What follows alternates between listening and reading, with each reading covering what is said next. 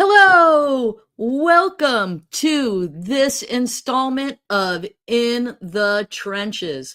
We've got a great show for you today. Holy moly, we got the one, the only Jamie Datz from Pixar, and we're going to go over a lot of stuff. So I'm going to keep all the intro stuff as brief as possible because we want to get right to Jamie. He's going to talk about what it's like to edit for animation, both series, for animated series on on Disney Plus, and animated features and what that's like. And it is fascinating, folks. So hang on. We're going to get right to it.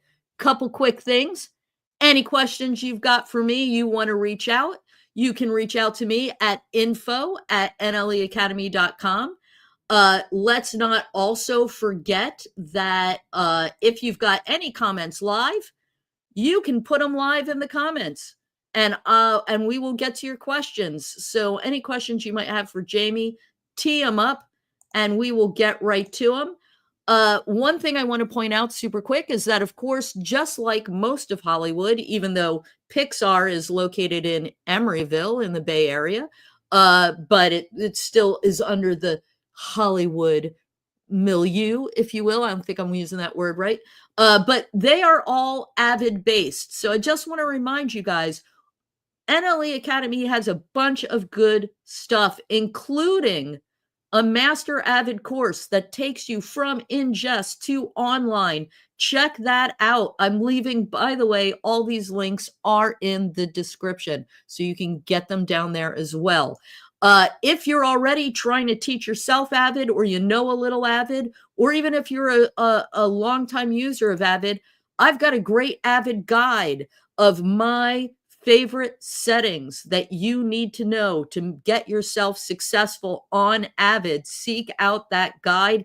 It's free, which is my favorite price for anything. Also free is 20-minute consult. If you're in your career, if you're an assistant editor and you want to get where Jamie's at, you want to hop on and take a free consult with me. I will help you get from here to there.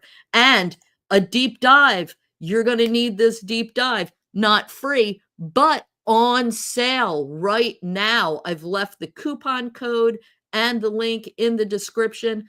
3-hour deep dive. We're ending this year. Start your new year with a new career. Hop in, do the deep dive with me. A limited time. Hit that coupon code. You won't be sorry. Also, for assistant editors out there looking to move their career, there's a free training, just FYI, BTW, but certainly not LOL. And lastly, if you'd want to just learn the basics of Avid, by the way, that free training is for anything, not Avid specific, but also Avid specific. If you want to get a replay of a boot camp that I've run before, that is available. You can get the boot camp's 10 hours, the full course on mastering 40 hours, but that's enough. Let's get right to it. Enough of this business. We've wasted enough time. Let's get Jamie out here. Ladies and gentlemen, you may know him from Inside Out. You may know him from Dream Productions on Disney Plus right now, FYI. You may know him from Soul. And this one's going out to my cousin, Brody Dunn, who loves the Cars. This is for you. Jamie also worked on Cars on the Road. Let's bring him out, ladies and gentlemen, the one, the only, Jamie Datz. Welcome, Jamie, to the... No sound effects, no like clapping or. I need a whoosh. I need my big bin of whooshes. That's right. Yeah, you do. So, how you doing? Good. How you doing? Good. It's been a week at Pixar, and we did, like you said, Dream Productions just came out, and we got 5.5 million views. Wow. And not only that, but because it comes in under the umbrella of Inside Out and Inside Out 2, they saw an uptick in viewership of those as well. Oh, that's fantastic. It's hard with streaming stuff. It's hard to kind of quantify if it's something is successful. So you have to do it kind of based on number of individual views. Right. But it's not like you can just dial up and find out how much box office something has done. So Right. the metric is now kind of number of views plus if you're a catalog title or a franchise title, they see an uptick in the other ones. You're doing something right. Right on. That is fantastic. And listen, and one of the things that I do want to talk about with you and we'll get to in just a little bit is the difference between what goes into making something for streaming as opposed to a theatrical release, because I know from my time cutting the behind the scenes for the series Win or Lose, which is going to drop, by the way, this February, I think. And the February. behind the scenes, I believe, drops March. I could be wrong about that. I need to check. But I mean, I was kind of amazed at everything that went into it. And let's just talk about a feature film, like a feature animated film from start to finish. How many years is that? It averages over, for edit at least, it's about 4 years if you're on it for the full time. So for Inside Out, for example, I was the first. I was a second assistant on that show, and I was the first one on, and I was one of the first off, and that was 4 years almost to the day. Wow. And I left that show early, a little early. I volunteered to be the first one off so that I could go and start work on Toy Story 4. Oh, right Which on. was gearing up right then, and I wanted to work on that. So yeah, it's almost 4 years. So you can do maybe a little over under 4, or if you jump on a show like I did, Dream Productions, I jumped on about halfway through. I did just shy of 2 years, I want to say. Oh, wow. So that was a sprint as opposed to a marathon.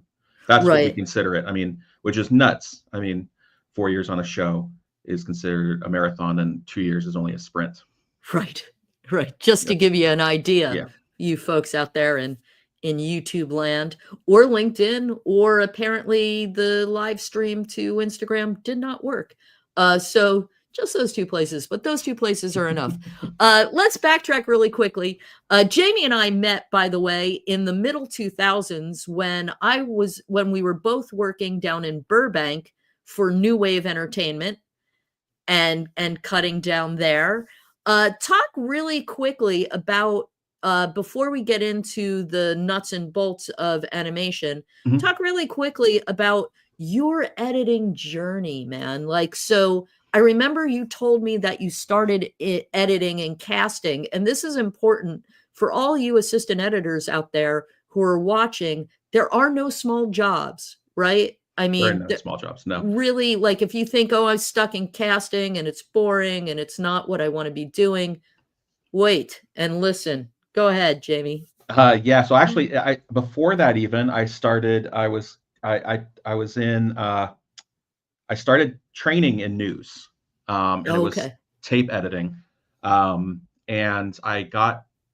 there's this new thing coming out called Final Cut, and I wanted to learn Final Cut, so I bought a system and Final Cut 1.2 or something.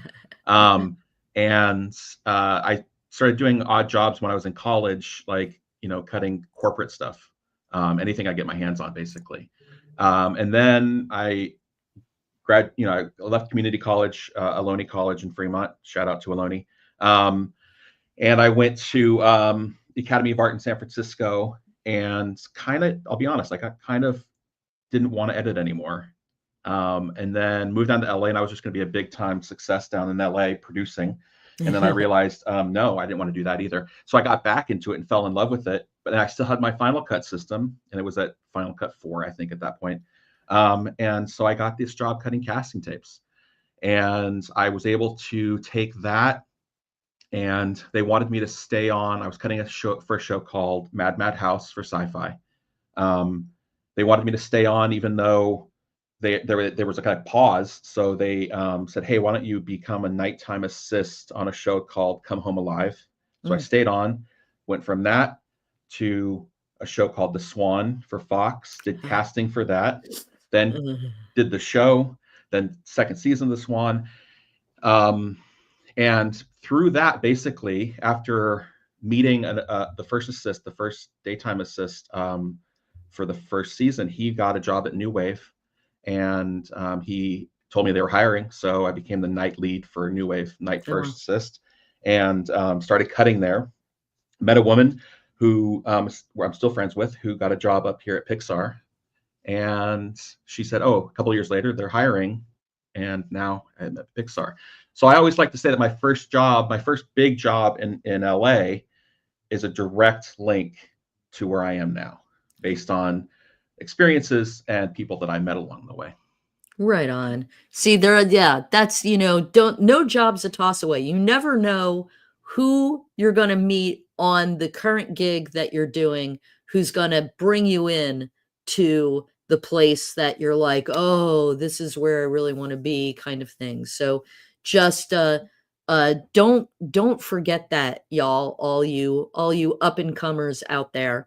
And so now you said it on I was on Final Cut 2, so you beat me to Final Cut. I started on version Final Cut 2. I refuse to use X, but that's a discussion for another day. I'm still bitter about the ending of Final Cut 7. But regardless of NLE, right? Because you also use Premiere as well. I do for side jobs, and then for a couple of little things at Pixar, occasionally you need Premiere just for quick and dirty right editing. So Avid, Premiere, Final Cut, doesn't matter. Gotta ask you, what's your favorite keyboard shortcut? Right. So that's a hard question. So I have let's look over my keyboard like you can all see it. My keyboard is completely custom as far as all my keystrokes. So it's hard to say. There's no standard keystroke that I use the most, or standard one. Doesn't have to be standard, can be remapped. My keyboards are completely remapped. At some point I was doing multicam, and you had, back in the day, I don't know if you still have to do this, I haven't done it in a while, but you had to do these long timelines as an assist, 24-hour timelines we call them, where you stacked everything and you did ad edits, and then you would throw them into a bin, and then you grouped the ad edit, the sub clips, and that's how you did it, a multicam, with non-linked time code, non-sync time code. And at that point I had all my keystrokes mapped, and I had escape would pull a sub clip or a subsequence, and I've never gotten rid of that. So now for this day, if I'm just doing something and I'm quickly listening to the sound effect and I want to pull a sub clip of it, I can just automatically hit escape, and it throws it in a bin for me. So I love that. It's super basic. I admit, it's not some super secret thing. There's another keystroke that I can't tell you what it is right now. Somebody should search it up, as my kid says, where you can actually add, this was new to me as of a year ago, you can add audio or video tracks wherever you want them to be. So you can add A2, if you want a new A2 and you want everything just to move down, you can do a key command stroke that will allow you to add a new A2. Ooh, I'm going to look that up, because I did not know you could do that, where you could I've always added it to the bottom, moved it to where I want it. Now it's not in numerical order, and I'm bitter about it. So that would be super helpful. And you get, it messes things up when you export that. I believe the Pro Tools, it'll actually still put it at the bottom, even if you've had it at A2. Oh, really? So it's not permanent. This makes it permanent. Okay, good. That's good to know. All right, cool. I'm gonna search that. Okay, if anybody we got someone. Look at this. Thank you so much, Zebo Stonely. I hope I'm pronouncing any of that correctly. Command Option Y. Command Option Y. I'm gonna guess Control Alt Y if you're on a PC. I'm on a Mac.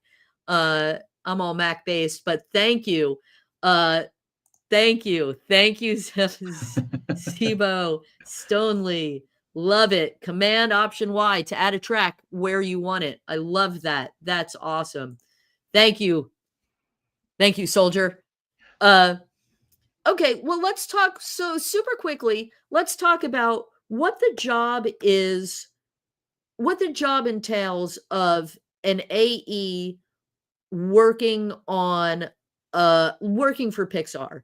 And I know that there's, you can be like a first AE, you can be a Mhm. second AE. What's the differentiations between that? And what exactly are you doing? And also, and you can talk a little bit about what the editors, are Right. doing as well in by comparison, because this is interesting. And I had no idea before I did my short stint at Pixar what it was all about at all, and I was fascinated by the entirety of it. It's a rough job. Basically, what I had found a big difference, and I mentioned earlier that, we're on these things for years. A big difference between what I did in LA or here versus here is in LA, everything was hot and needed to be done quickly, and you were in and out real quick. So, in a certain sense, for an assist, as long as the editor had all their materials like in a bin, and in the right bin, you there wasn't as much um, housekeeping as there is at Pixar. So you have to know if you bring in something on day one, if you bring in a storyboard, an effect, something, you have to be able to find that 4 years later. Right. So it is a huge amount of just housekeeping and keeping things neat and tidy. Um, Is it but is it like go metadata? Are you putting It's metadata on it? metadata. Now we're lucky enough that we have a lot of in-house tools that help with that, but there's a lot Uh-huh. of metadata. But it's also just, we're dealing with thousands and thousands and thousands of storyboards, hundreds and hundreds of shots, hundreds of recording sessions that get broken down into clips so we have thousands of clips. So we have a ton of media, and it's one of the reasons we have to edit on Avid. I love Avid and I don't want to edit on anything else, but we've tried in the past. Steve Jobs was a big influence and a big contributor to Pixar, and he said, "Why don't you use Final Cut?" And they tried, and it failed.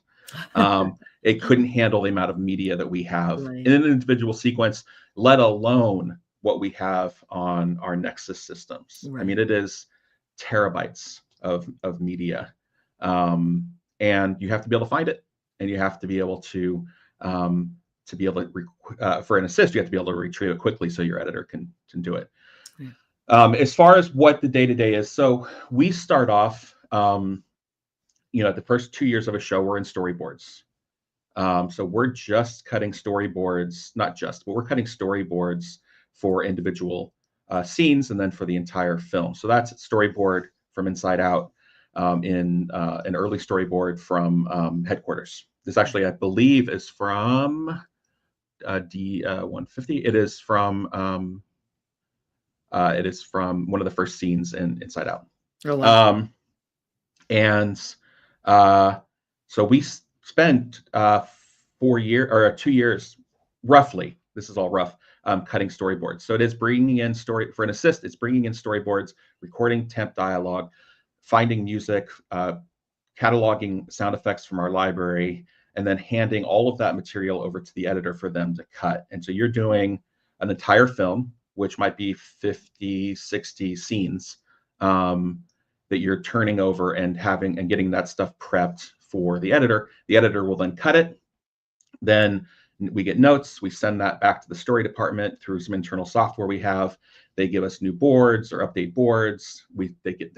Send it back to us. We bring in the new boards, make sure that the editors have that, record new dialogue, and they cut it again. And we are on basically, it varies, but a certain number of weeks we do that, and we get the whole movie up, let's say, or for the first screening, it might be a part of the movie, but for the most part, we try to get up the whole movie, show it to what we call our brain trust, and those are executives, other directors, different departments will come in. They give And notes. and this is just in storyboard fashion. This is just in Just hand-drawn fashion, the hand entire movie. the entire movie, and it is. I believe you have a one from Soul that has the storyboards on There it. we go. Right. So those are key moments from some of the from the film, from one of the scenes. But as you see, Joe is walking in the second board on the top. You'll have, let's say, four 5, 6, 10 boards of him just walking, and you time those out X number of frames just to show him walking, and then you put dialogue underneath it, effects underneath it, and then you have all the rest of the scene as well. So you're talking hundreds of boards for potentially hundreds of boards for a long scene, and you And can do that having for to every time scene. it so it looks like realistic motion, but just using the boards, just To a using. point, yeah, like it doesn't have to be, it shouldn't be super, like you're not animating with storyboards, Right. Okay. but to a point it is, it's stop motion almost, but we have to churn it so much that you can't animate with boards, because you would just, carpal tunnel would set in for all of our story artists, and we would go crazy because you would be editing that many storyboards. Right. So yeah, we show it to the brain trust, and then they give notes, and we blow it all up. Some of the scenes will be thrown away entirely, others will be reworked, and you go back to the drawing board and you do that for 2 years. Wow, 2 years of just working in this kind of, it looks like this. Right. I mean, and then maybe halfway through the second year, you start getting layout, which is our rough animation and camera blocking. Right. They start to come in, and this is an example of layout from that same scene. And so maybe one scene then turns into layout, and then after That's this scene right here. Yep. So here's Inside Out, and that's their drawing, and then this is showing you where the camera's looking at them. Yep. And so they will be this close in the shot that we're seeing, but this is just pulled back so that we can see what the camera is looking at right there. Yeah, exactly. And they use, I mean, it's virtual cameras, but they use the same terminology. The layout artists are cinematographers, and they use the same terminology, they switch up this lens to this lens. They'll do camera shake, and they, it's weird because you'll hear somebody say, "Oh, I was using a 50mm lens on this, so it does this X and X thing," and you just think, well, that is a computer, but no, it's the same technology in essence. And it's interesting too, because I remember working on Meet the Pickles, the behind the scenes of Win or Lose, dropping this February on Disney Plus. That I remember looking at the interview of the guy who his whole job was he was the cinematographer. He decides how's the camera going to move?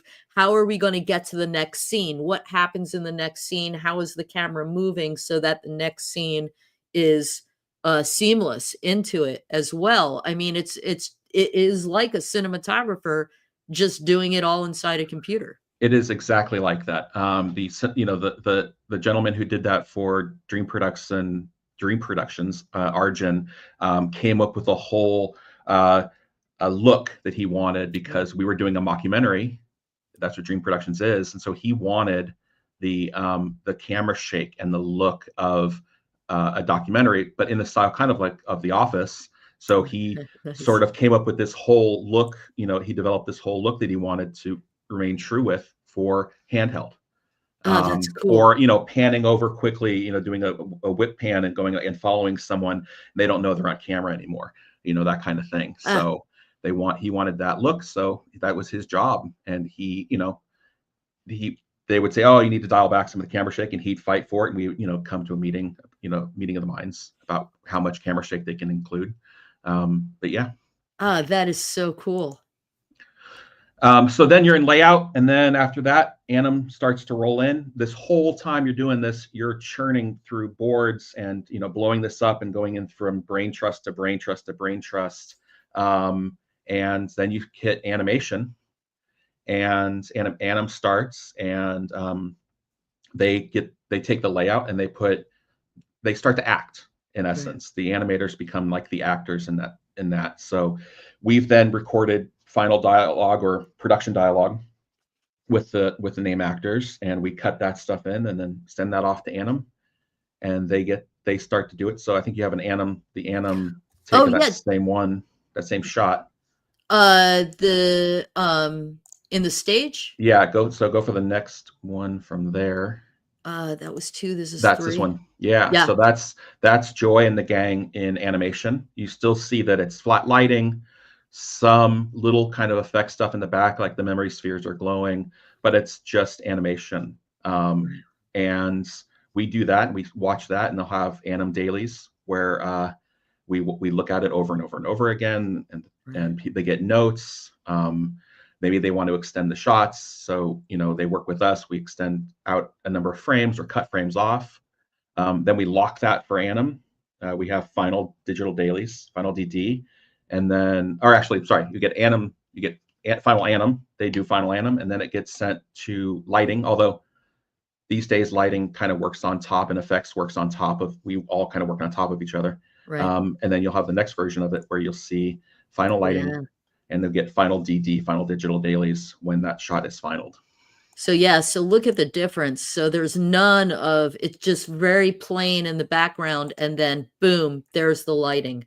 And then someone's job is just the lighting. Yep. There are So people who are just working on character design, people who are working on the set design, people who are just working on the lighting on the set design, people who correct. are just working on the camera moving of the set design.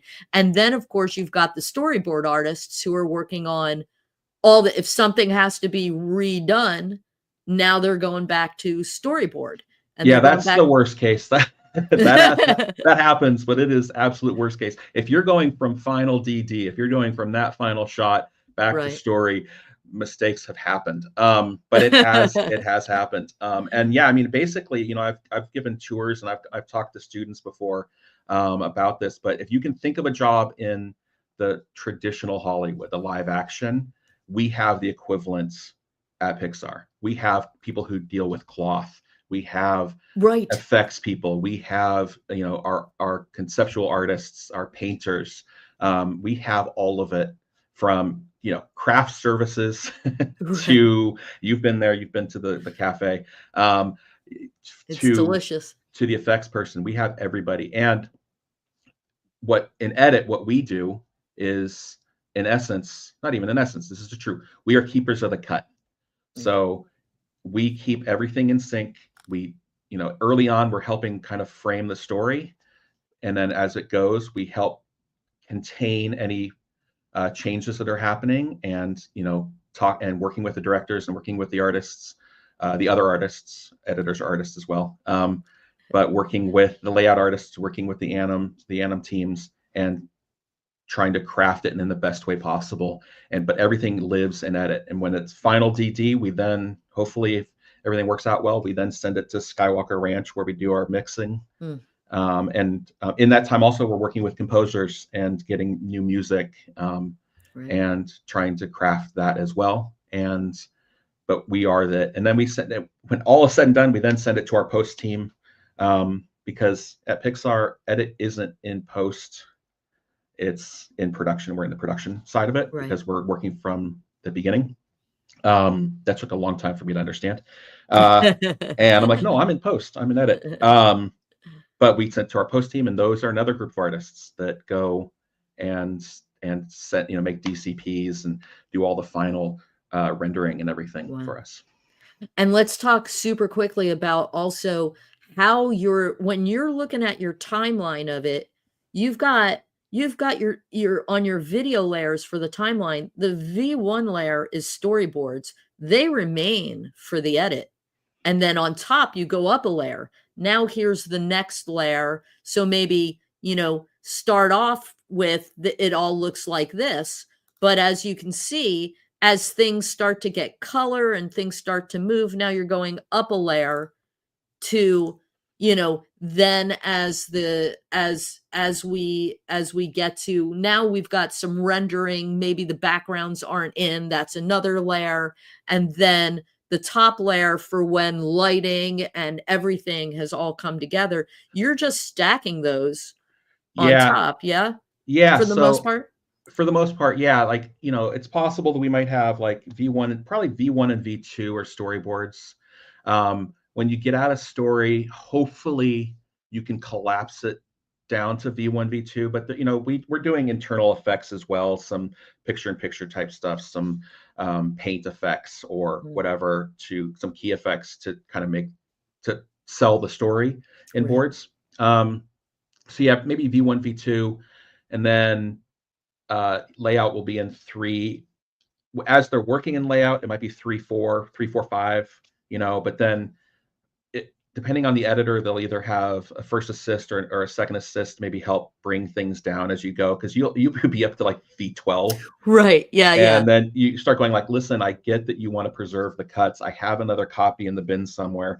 I'm going to go ahead and move some of this stuff down because it's getting a little messy. You know, when we do our final archiving of a show, it'll be, yeah, like V1, V2 story, V3 layout, maybe V4 anim, and then final DD on 5 or 6, Okay. maybe up to 8. I mean, it depends on the scene, but yeah, that is a big part of it. We keep it, we preserve the cut so that, for a number of reasons. One, just it's interesting, but I think a lot of it has to do with being able to, you know, you have a director in the room and you want to say, no, remember it looked like this, and you can just pop down a layer and go like, and they can show what it was. Right. You can say, oh yeah, that was all the way in the storyboards. In the beginning of the storyboards, Right, we had this the whole time. And right, then you can just move your monitor down right. and so that you can see that. I thought that was incredibly cool. I love the fact that I could look at a scene that was created and then go clicking through the layers, just moving the little monitor down the layers on the timeline and see the progression of Yeah. it is so I just thought that was so cool.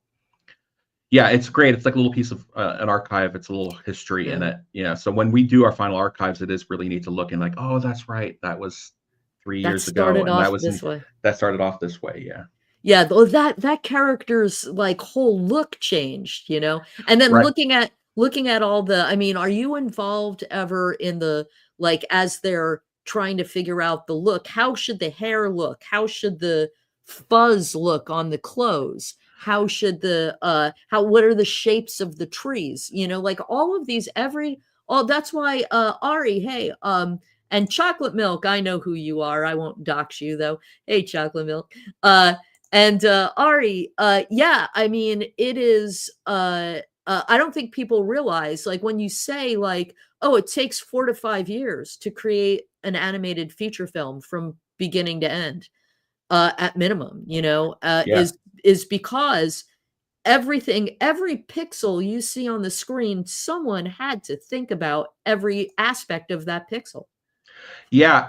You know, we're not, I mean, in edit, we're for the most part not involved with it. If you're lucky, you get to be in the room where some of these things are talked about. I mean, I have had some great moments where I just happen to be playing back a scene for the producer and director or whatever, and you know, someone else comes in and they start talking about it, and I can just kind of be a fly on the wall and listen Yeah. to it. So those are some of my favorite memories. You know, for Inside Out, I was in a room with Pete Docter and Kevin Uh, Nolting, who was the editor, Jonas Rivera's producer, and Ralph Eggleston, who has passed recently. oh, He designed. He was the head of art for it, and I can't remember. I'm blanking on the actual title for him, but he they were designing Imagination Lands, and they were trying to get joy and sadness to go in, and then they needed to get over to the train of thought, and they were like, I don't know how we're going to do this, and they had this map of it, and Ralph just happened to stop by in the screening room we were in, and someone in that room at that moment go like, what if there's a back door to uh Imagination Land? And it wasn't that no one considered, no, it was that no one considered it. We built the land, we already know what it looks like, but you know, that's why they had to go. They needed a purpose to get through it. right. And so someone said, and so Ralph was like, yeah, we just put it right here and we'll put it back. And that's why they're doing it. They're going in so they can sneak through it to get to the train of thought. That's why they're doing it. That's And great. I was stoked because I just happened to be in the room that day. So I got to hear this like epiphany. It's minor in the grand scheme of everything, but it was just great moment that I got to like see some of the genius of some of my coworkers. I Um, love that. Man, I love that. Hey, we've got a progression reel. Do we want to look at this progression reel while we're still on this topic of Sure, sure. Can you kill the audio in it as you're playing it? I believe I can I think turn there's that audio down. Let's see. Yeah, I can. okay. Oh, you can see our lovely Look at this leader. countdown. Gotta And love it. yeah. So this kind of talks about what I was talking. This shows what I was talking about earlier. So this is the first scene, or one of the first scenes from Inside Out, and this is how it looked in boards. These are Ronnie Del Carmen boards, I believe. Could be wrong on that, but I think there is. And this is now you're going into layout. So a year and change later, almost maybe 2 years later, we're finally in layout. 2 years later. Now we weren't just working on that one scene, of course. We were working on a bunch of other stuff. Right, right. But you get to see that progression. Now, they're basic clothes, basic, movement, nothing crazy. Right. There's And then yeah, and then now now you can see the gravity start to come in. Now they're right, affected. Can I go back? Yeah, I can go back. Yeah, like look how like there's no gravity there, just right, sliding. And now you see the gravity, the knees are bending once the actual animation comes in. right. And you get to see now, okay, this is why animators have their job, because it adds that next layer of complexity and emotion and everything, humanness to the Right. characters. And now simulation. So this is the sim department. It's, you see hair movement now, some of the early effects and stuff for it. Crazy. Everything you see, somebody that glasses move, somebody had to how does Exactly. those glasses move? How Now, does that newspaper fold? How does it crumple? now this, Everything, every detail. I'm sure this cost a lot of money, but now we get Anger's flames from effects, Nice. and then final lighting comes in.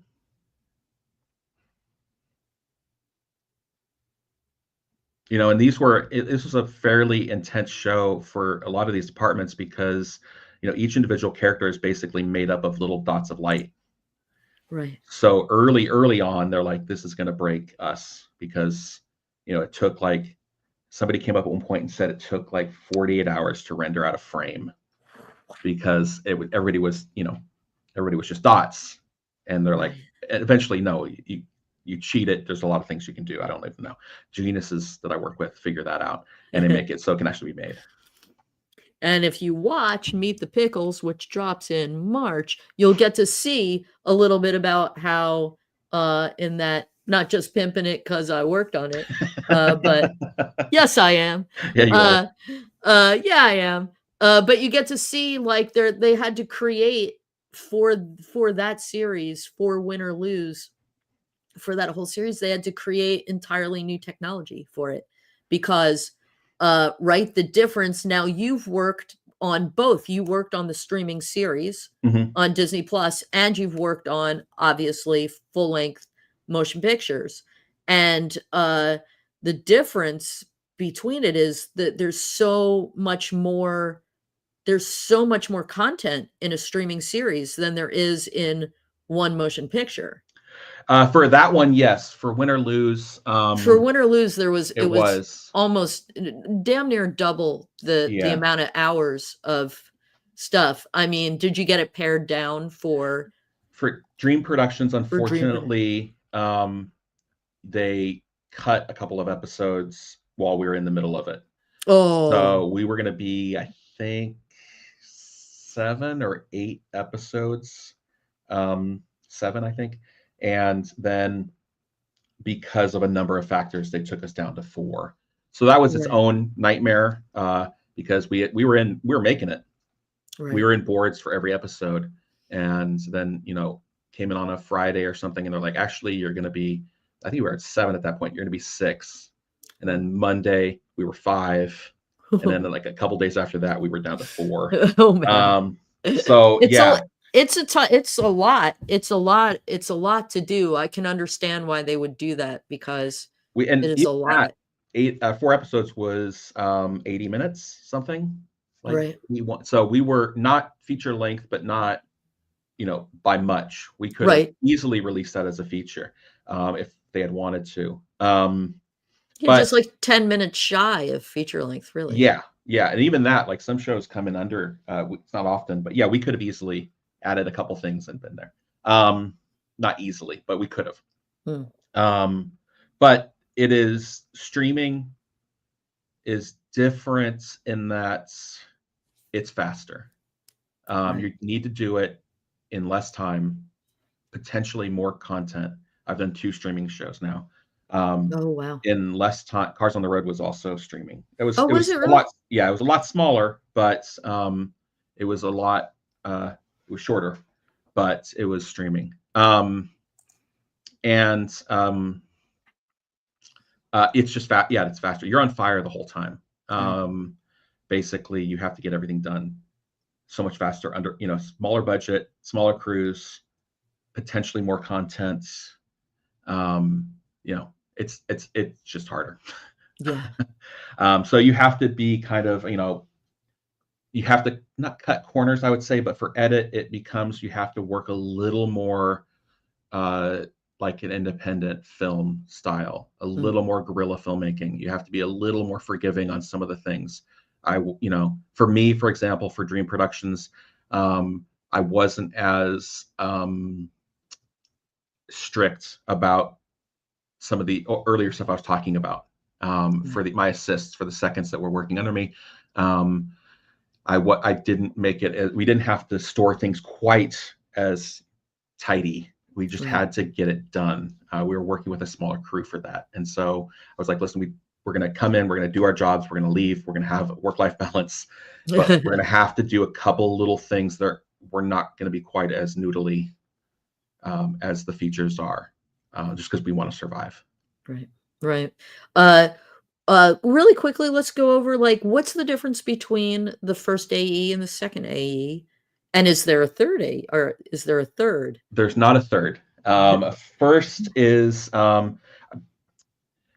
can't really give you the actual definition of it, but for what it is here, we I like to say this: we own the project. Mm, The Avid project is mine.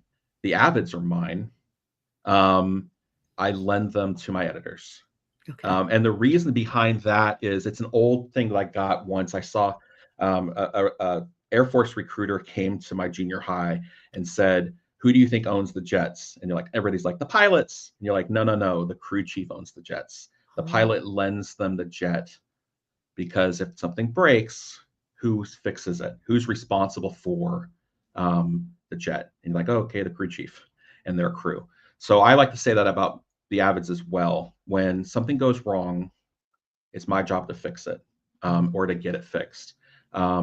So as a first, that's my responsibility. I'm in charge of mentorship for the second assists, mm, training, everything that comes in or goes out from other departments or from our department, I'm responsible for.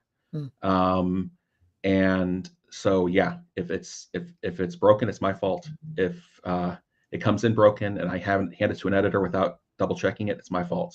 mm. I also like to say that if I see an editor come out of their edit bay, I messed up some way because they're looking for something. That means I did my job wrong.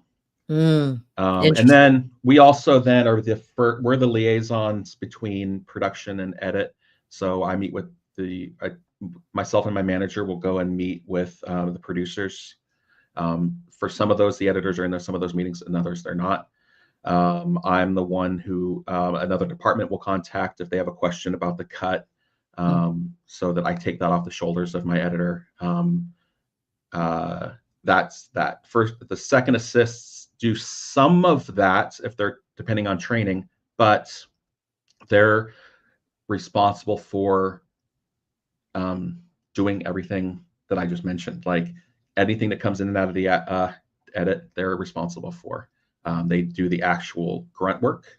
Um, and if I'm available, I also do that as well. But a lot of times you don't have the time for it. I'm in a lot of meetings. right. But they go to recording sessions, they bring in boards, they bring in shots, they export to story, the story department, they export to animation department, they export to layout. If we have a screening somewhere, they're responsible for covering it if need be. Yeah. Right on, man. Right on. It's just so fascinating. The entirety of it. Uh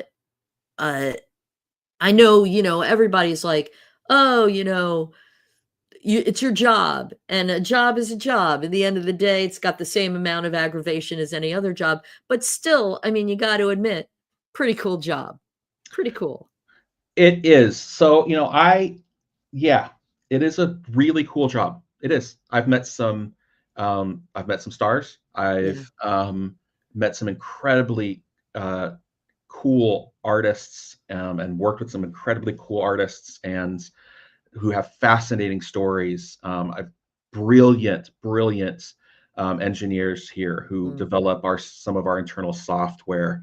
Oh yeah, the Uh, internal software is I mean, we can't get into it. We obviously can't show it, but the internal software, I just saw I just skimmed the surface of it to look for assets, and so impressive, and yeah, 100% created within Pixar. Yeah, I mean, you go from Presto, which is our animation software, down to some of the internal stuff we have just built just for edit. Like Mm. there's a couple of different tools that are built just for us. We meet with Avid. They actually come to the studio, Oh, and we meet with them, or we're in part of the Disney umbrella. So I was just in a conference call where they showed us some of the stuff that they're working on and asked questions about what troubles we're having. oh wow. Be and Yeah, it's an incredible opportunity. It's an incredible job. It does have stress. It has a lot of stress. Um, and it I would takes its imagine. toll physically, mentally, it takes its toll. I love giving, on the occasions where I've been able to give tours to people like family members or friends. I love doing that because it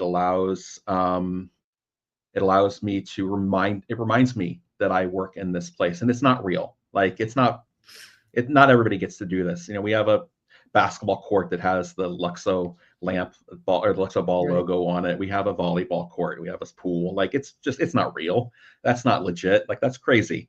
But at the end of the day, I'm here a lot. I've worked 80-hour weeks. It is very stressful. Yeah, it was funny in my brief time there, uh, people would be like, "What's the campus like?" And if you get to Emeryville ever, if you come to the Bay Area, go and take a tour, if you can, of Pixar, because the campus is outstanding.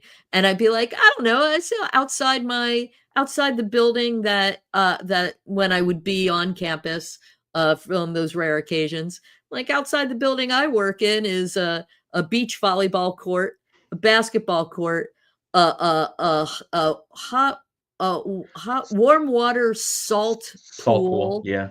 Yeah, I mean, it's not. And then listen, what's your favorite meal in the Steve Jobs atrium? The food is fantastic and Yeah. reasonably priced. It's reasonably priced. Our chef was actually a contestant on Top Chef. Oh my Um, God, seriously? yeah, yeah, and yeah, and it's great. I mean, our burritos are awesome. Our food Yeah. is great. Obviously, I have a little bit of extra padding here because I don't miss meals. It's amazing. So Yeah. it is a job and it's hard, but yeah. We got a quick question from Sheila Pix. Hey, welcome. Uh, uh, oh, so for how long are your contracts? Do you stay for the entire period of until the animation is completed, or is it like an on-call situation? Ah, Jamie's on staff, but yeah, go ahead, go into what that sure. process is like. There would be no way in the Bay Area to have contract editors. There's a number of reasons for it. One is there is so much proprietary. Uh, our pipeline is so proprietary that training somebody up would take too long. If I left because my contract was up, training my replacement, like let's say, oh, I got another job and they need to bring somebody else in, it's cost prohibitive. Also, unlike LA, there's just not the pool of talent. So if I were to leave Pixar, I could not stay in the Bay to work because there's just not enough work here. Maybe I'd be lucky enough to go work at a .com, Facebook or something like that, or a video game company, an EA or something. But realistically, for feature films, for my particular role, I couldn't work up here. I couldn't feed my family. I work on the shows. So right now, for example, I just, in June, I finished Dream Productions. Right now, I've been kind of bouncing around internally doing projects, waiting for another show to come up for me to land. Yeah, so everybody's staff, or they're on a lengthy contract for the run of the show, Right, like you right? were a 'Cause contract employee right, for a specific project. right, We for have 6 months, people who yeah. come in for specific little contracts, interns, or other things come in for small contracts. But for the most part, everybody's staff. And then Chocolate Milk, who I know is a skater, do you ever check out the skate park behind Pixar? Lots of good stuff No, happening there. Do you take your son? no, he is a soccer player, not a skater. Oh, look at We that. tried to get him to do skating, but he fell, and that he's just like, nope. I also don't skate because I am I'm an old 40 in my 40s. I'm old, and if I fall, I hurt, so I don't do it. But thanks for the question. Yeah, And there's a that is lot of a dope skate park there. it really is. That was donated. Part of that land was actually ours as for our parking lot, and for some, I don't know. I'm sure there's for the benefits of Emeryville, but I'm sure there was something else going on. We donated part of our land, and the city donated another part to create that skate park. Oh, that's great. Yeah, that whole area is great. I mean, it used to when I in '88 when I first moved to the Bay Area, I moved to not all that far from Pixar, and it was a frightening area to live in. I lived there for like about 4 months before I was like, "Hey, I'm out." And it's really been built up very nicely, and it's a really great area. And fun historical fact, where I am standing right now was the outfield for the Oakland Oaks baseball team. The home plate was where the CVS used to be, although it's not there now. But Pixar was, long before Pixar, even before the cannery or whatever was here, this was home of the Oakland Oaks of the Pacific Coast Baseball League. Wow. Have you gotten to any Ballers games? I have not, even though it's basically right around the corner, and I'm super It's bummed I so need to do that. so close, so close. I went last year. It was great. I highly recommend it. Maybe we'll take in a game together at Yeah, some let's do point, it. man. Um, really quickly, let's talk about what's coming down the pipeline for you. We got about 7 minutes left. What's next for Jamie Datz? Can you talk at all about what you're working on now? Is it too hush hush No, or I can talk a little bit. We have a number of shows in development. We have some that have been announced, some that haven't. For Pixar itself, we've got Elio coming out in the spring. After that, a movie called Hoppers, and then after that, Toy Story 5. Toy Story 5? And then, for me personally, I don't know. Our next round of shows will start casting hopefully at the beginning of the new year. So I'll land one of those. It could be, I can't really talk about it, but yeah, there are a number of shows coming down that, I want to try out for, because that as a first assistant, that's, I basically apply for them. It's an internal application process. Oh, wow.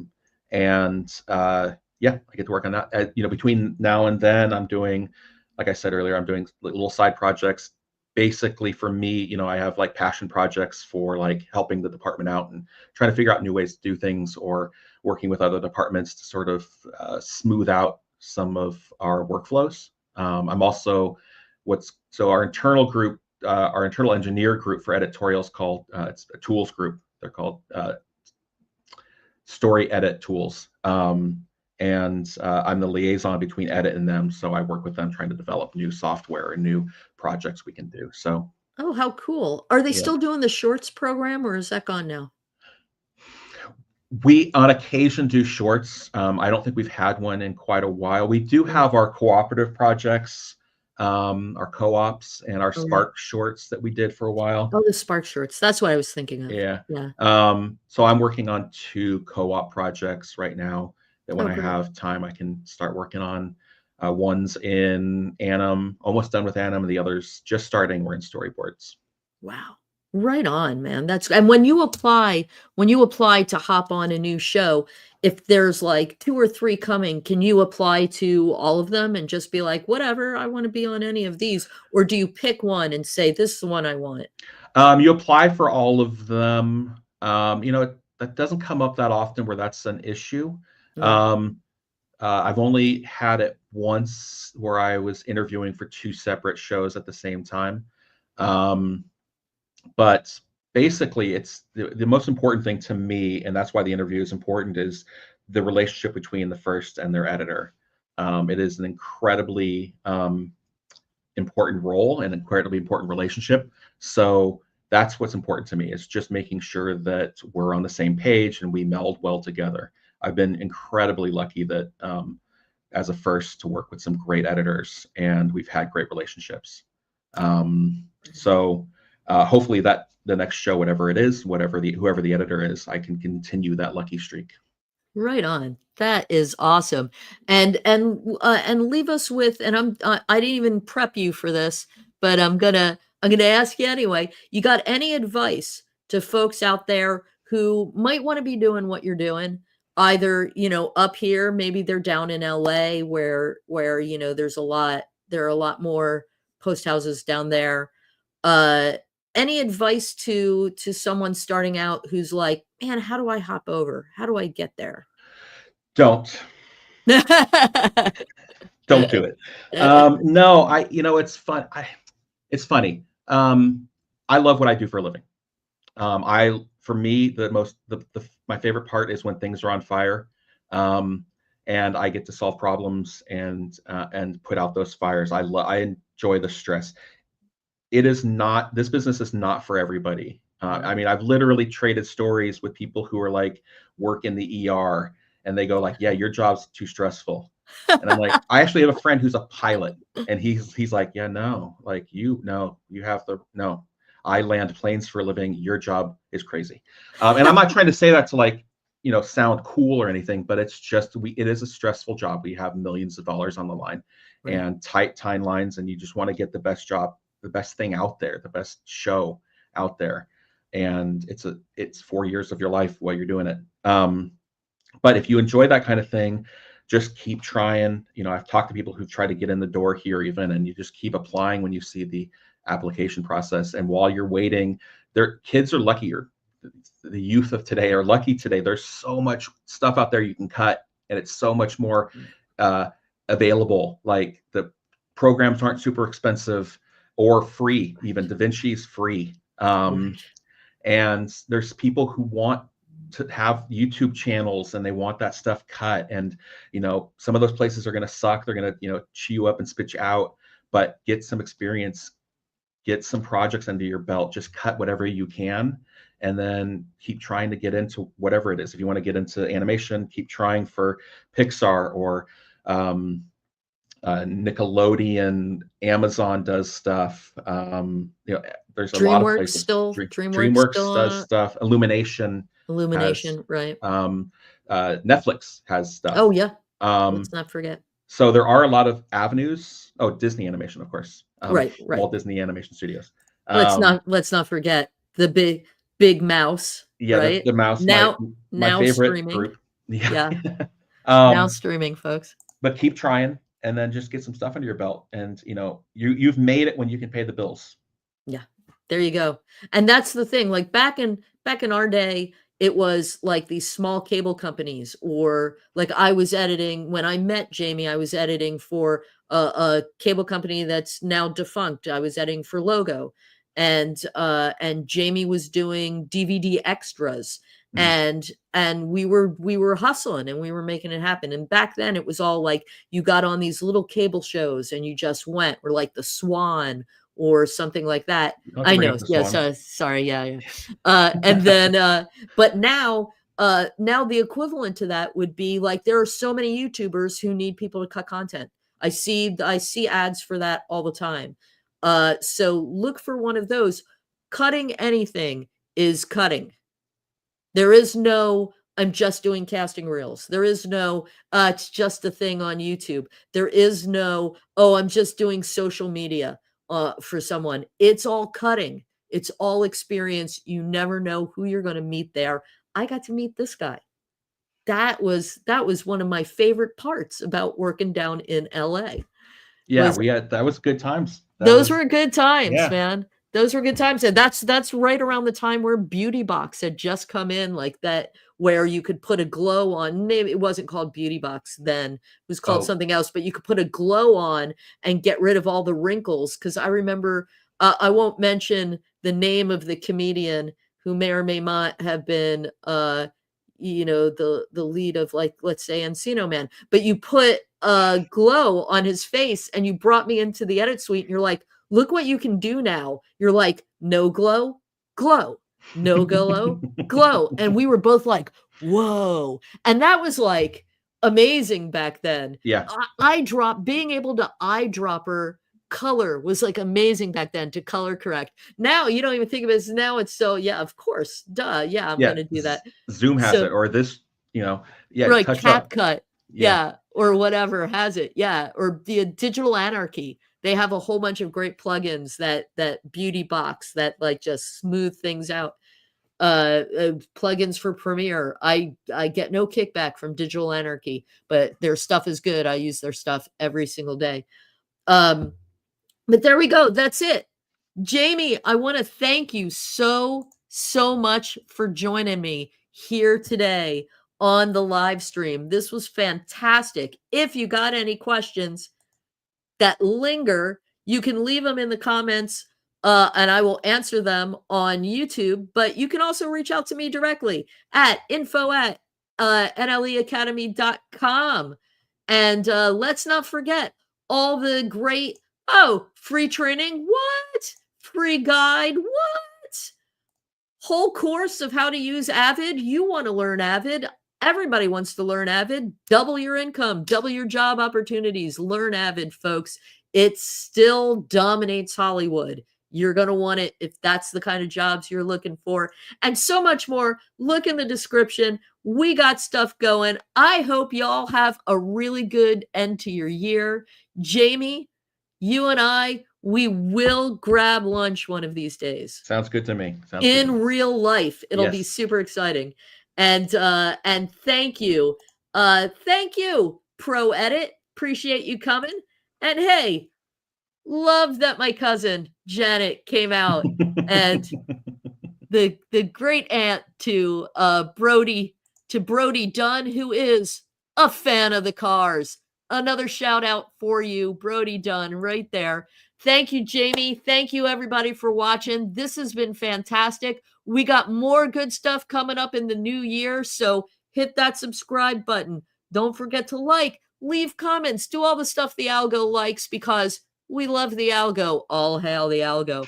Jamie, thank you so much. Thank you. I will remove you from the stage right now. We appreciate you, and I look forward to seeing what you do next. And then all of you fine people out there in YouTube land and LinkedIn, who knows? I don't even know how it streams to LinkedIn. I just hooked it up and it goes. Thank you. Yes, indeed. All hail the algo. Thank you for tuning in. And we will see you all in January for the next live stream. And there's going to be more videos dropping. So don't forget to hit that subscribe button. See y'all later.